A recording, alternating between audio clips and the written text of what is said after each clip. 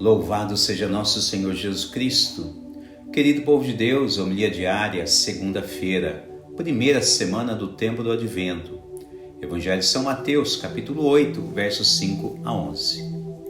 A liturgia desta primeira semana do Advento ainda nos insere em uma dupla visão sobre a chegada do Senhor, seja em sua encarnação ou em sua volta gloriosa.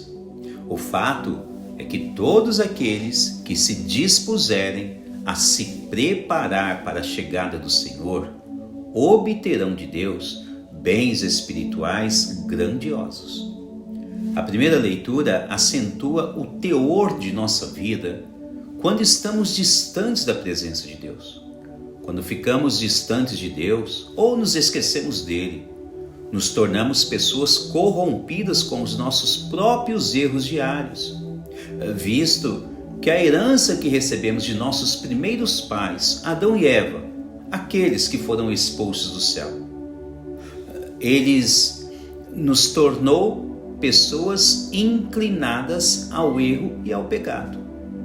Então, quando falamos de pecado, lembre-se bem que pecado não é aquilo o que esta ou aquela pessoa determina que é pecado. Por vezes, eles não têm pleno conhecimento da sabedoria de Deus, isso é óbvio. Pecado é o que Deus determinou que é pecado. Existe uma grande diferença.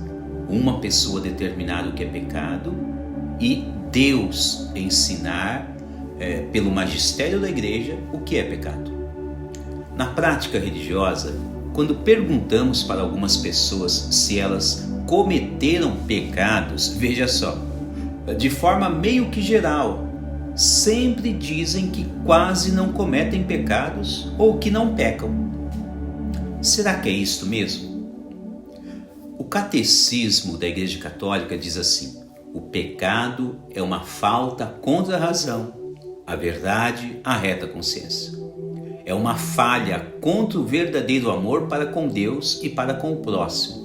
E também foi definido como um ato ou um desejo contrários à lei eterna.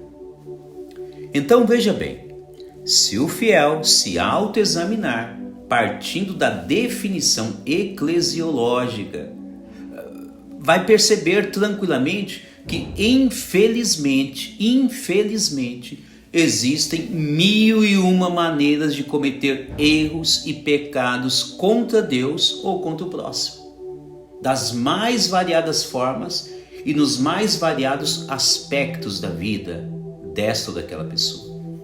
O mais grave é quando o ser humano se esquece ou vira as costas para Deus, ou seja, Deus se revela para nos ajudar e nos salvar, e por vezes o ser humano meio que dá de ombros para Deus, meio que não ligando muito para Deus. Mesmo assim, há um meio de se restabelecer diante de tais erros.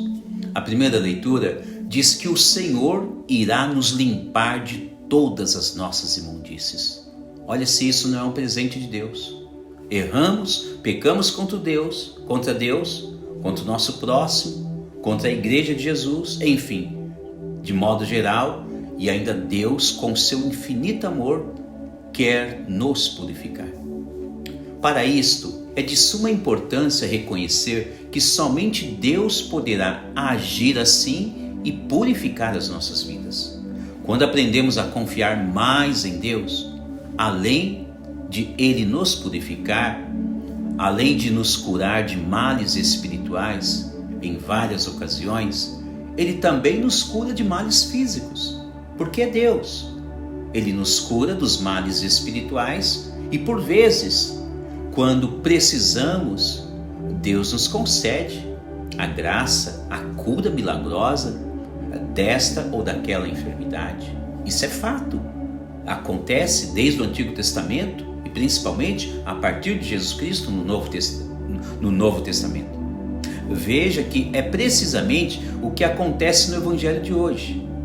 Um centurião romano, ele vai até Jesus para pedir a cura do seu servo que está em sua casa. E quando Jesus se põe a caminho, depois de ter ouvido o pedido do centurião pelo seu servo, Jesus ele escuta uma das mais solenes provas de confiança em Deus, já ouvida em todo o seu ministério. Tanto é verdade que ele elogia. O centurião diz que não é digno de que Jesus entre em sua casa. E disse ainda que todos que estão sob as suas ordens lhe obedecem.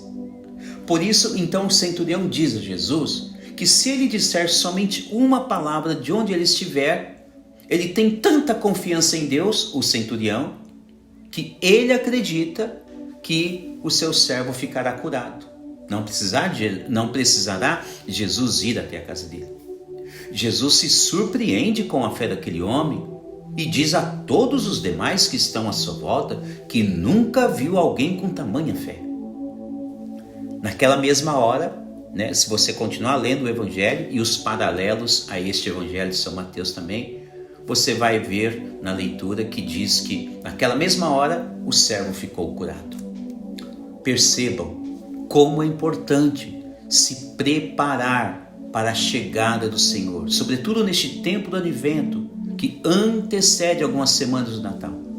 Pois quando agimos assim, nos preparando para Deus, aprendemos cada vez mais a confiar em todas as promessas que Deus ofereceu a todos os seus filhos. Deus nunca lhe prometeu nada a você, sua casa, sua família, para a sua vida diária. Lembre-se disso. O que Deus anunciou, o que Deus prometeu, sempre irá cumprir. Não é esta fala que Isabel diz a Maria quando Maria vai visitá-la após a sua gravidez miraculosa?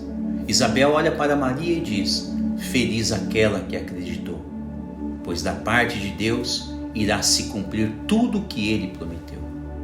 Veja então, além de Deus nos purificar de nossos erros, nossos pecados, nossas imundícies, quantos benefícios Deus ainda não pode nos conceder, já neste tempo presente. Louvado seja nosso Senhor Jesus Cristo,